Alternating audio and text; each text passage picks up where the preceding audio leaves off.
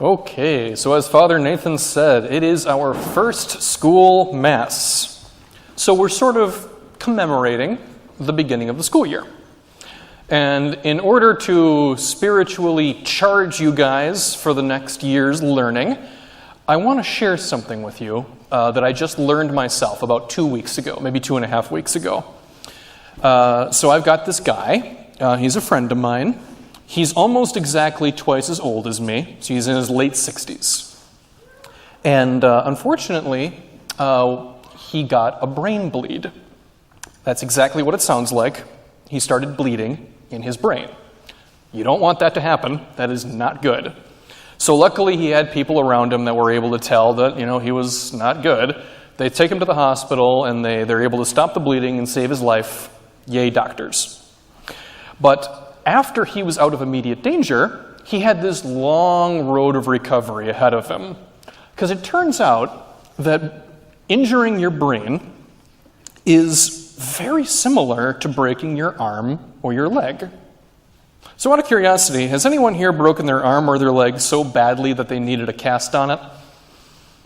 Okay, well, to you, good morning, my fellow klutzes. For the record, I broke my right hand, my writing hand, on a ski trip the first day on the slopes. I had to write with my left hand for like 3 weeks. It was horrible. Anyway, for those of you that know what it's like to have a cast on, the day you come home with that cast on, you can't use that arm or your leg for anything. I mean, you can wiggle your fingers maybe. But as time goes on, you get stronger, the pain goes away, and you can start using your hand a little bit more each day. And then when your cast comes off, okay, you're weak, but your hand is, healed. It turns out recovering from a brain injury is really similar, because the day after they saved his life, he couldn't do anything. He could breathe and he could sleep. Okay, a baby can do more than that. A baby can cry and eat. So he couldn't remember anything. He had no memory. He couldn't speak. He couldn't do anything. But as time went on, he regained those things. He got his memory back right away. He gained his power to speak and listen right away. And I'm talking to him, when he's recovery, he was able to drive a car again. And the thing that drove him nuts about his recovery was, for the longest time, for like 3 weeks, he couldn't read. He couldn't read. He would scan a line of text and it just wouldn't go in his head. And when I was hearing that, I was just so confused because he had the power of language. He could understand people and he could communicate just fine, and he knew his letters. He knew that's an A, that's a B, that's a C. But when he put it all together, it didn't make any sense. And I was like, what was that like? What was it like to experience that? And he thought about it for a second and said, it's a lot like losing your appetite. Because we all know that feeling, right? You're standing in front of the refrigerator and you say, Mom, there's nothing to eat. And your mom says, oh, you poor thing. Keep looking. I'm sure there's something to eat behind all that food. Some of you may have said that this morning. But we all know what that feels like. There's food. You can eat it. You just don't want to. Well, for him, it was like that, but for information. And he did gain the ability to read later on. But I found that so fascinating. I want you to think about what that means. What that means is, if you are functional, if your mind and body is working well, then that means that every part of you is built in order to take in information and analyze and learn from it. That is something that all of you have the ability to do, and it's actually very natural. Like, you are meant to have that ability. And all of us here cannot possibly understand how natural it is until that ability is taken away from us, like my friend.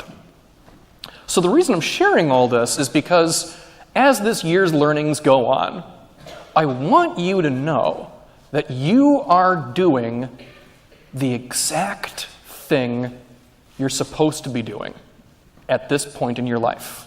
You are meant to be taking in information, analyzing it, and accumulating knowledge.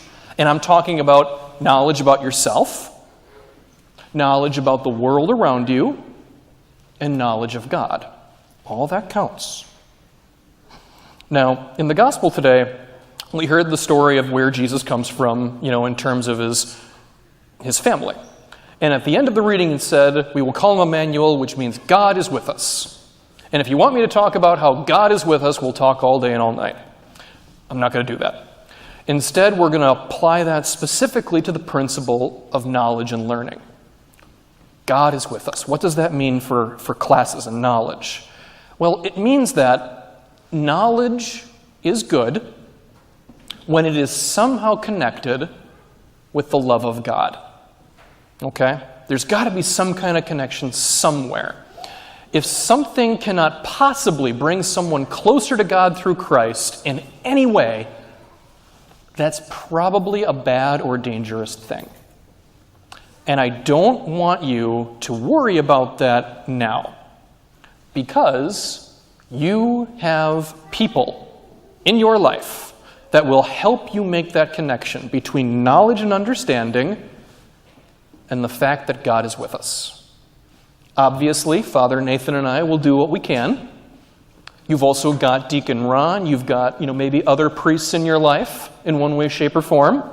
You have your teachers. But you know what's most important? Your parents. Your parents and your family. Your parents are the number one most important teachers in your life.